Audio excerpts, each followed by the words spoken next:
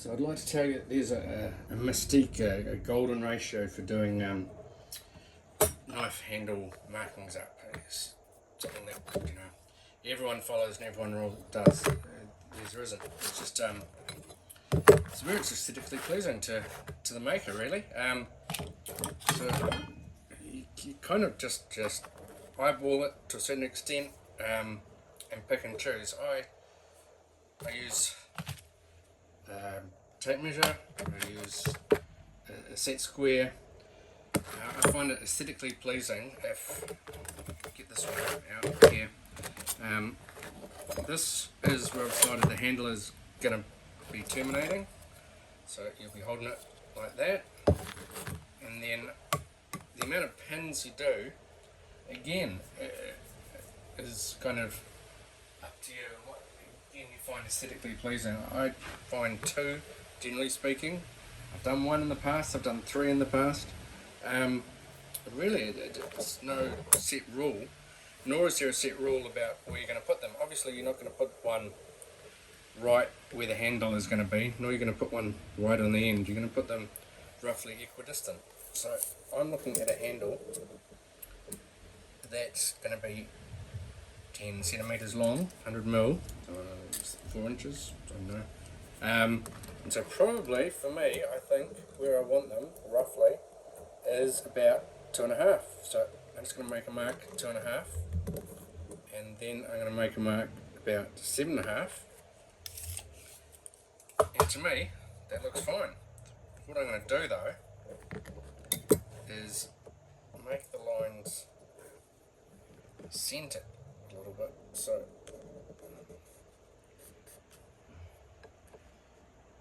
this one is not quite exactly where I want it to be. So,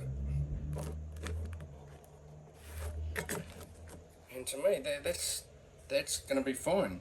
I'm going to drill them, but beforehand, what I'm going to do is make the mark so that the drill bit doesn't slip.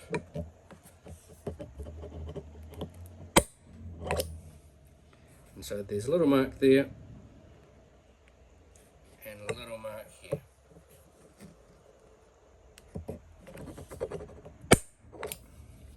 Bang, that's good enough.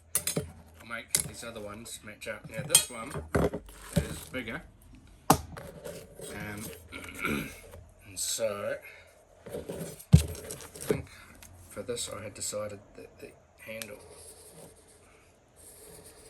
is going to go about there. How does that feel? Okay, so maybe just there. So this is obviously a bit longer. So looking at a 13 centimeter handle. So again, I'll do 2 holes. Maybe I'll do 3. Come back, we'll have a look. I'm going to do a hole. Well, if I eyeball it, I think I kind of want a hole about there.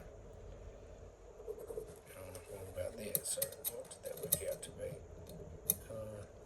See, that's it, 2.5. So I'll make it there. And this one, it's about 4. Maybe we'll do a third one. I'm not sure yet, but I'll just bring that out a little bit.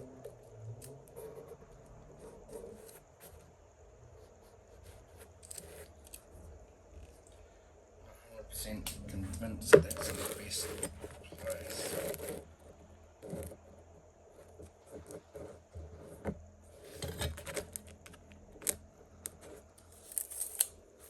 Just trying to get an idea of where they sit in relation to each other. Okay, so this one, bang, and then this one.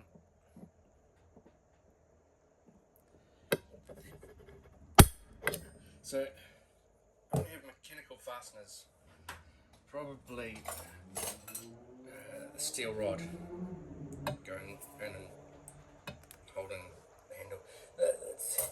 Yes, it's holding it, and no, it's not holding it, because I'm going to use epoxy glue, and I'm going to drill a few little extra holes in here, and that bond is probably going to be sufficient to hold the handle slabs in place. Probably. But I'm going to put in a couple of mechanical fasteners as well, so that everything is absolutely locked solid. Maybe we'll do one in the middle between these two. You can always mark it up and then not do it if I don't like the look of it. So that's 7 and 3.5 between them.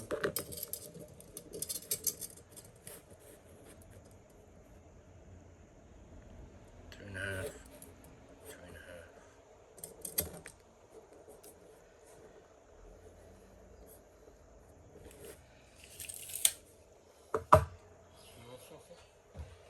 So yeah, the pins are going to add strength and structure. The glue, though, is going to be what actually holds the slabs into place, stops them from slipping around. You can do it different ways. Like I said, this is just the way I do it. If I didn't say that, I should have. Everyone has their own way of doing it. Some people probably much more scientific. I kind of just eyeball it. It looks fine to me. Like I said, the mechanical hold is somewhat the pins.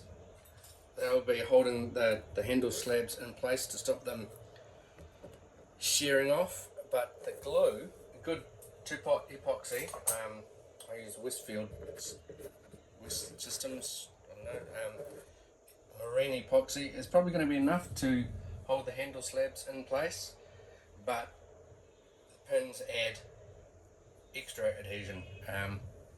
Just a better way of doing it. So yeah, next I'm just going to drill them out.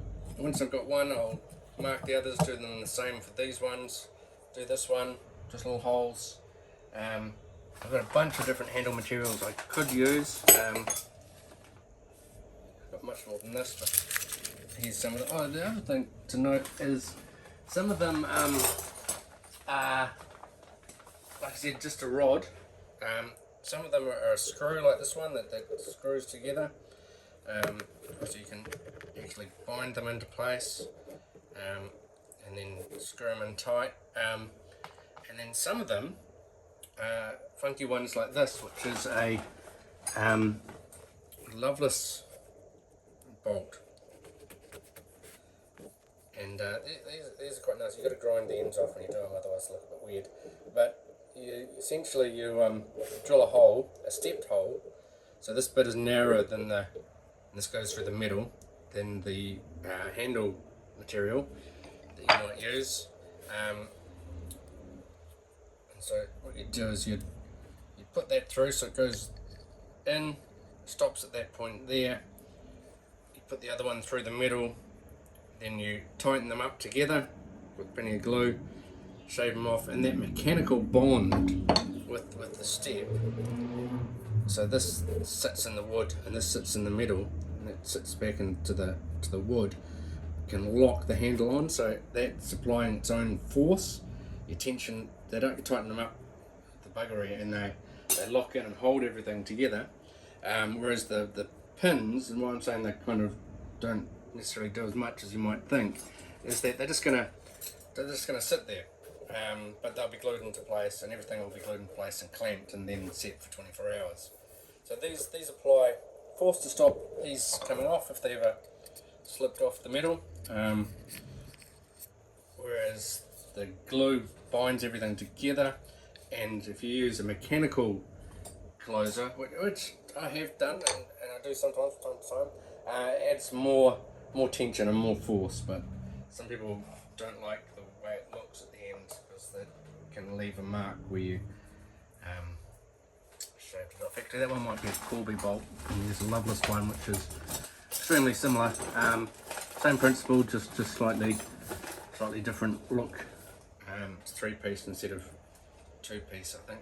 I can't remember now. They're very similar. Anyway, handle material, marking up. So next I'm going to drill them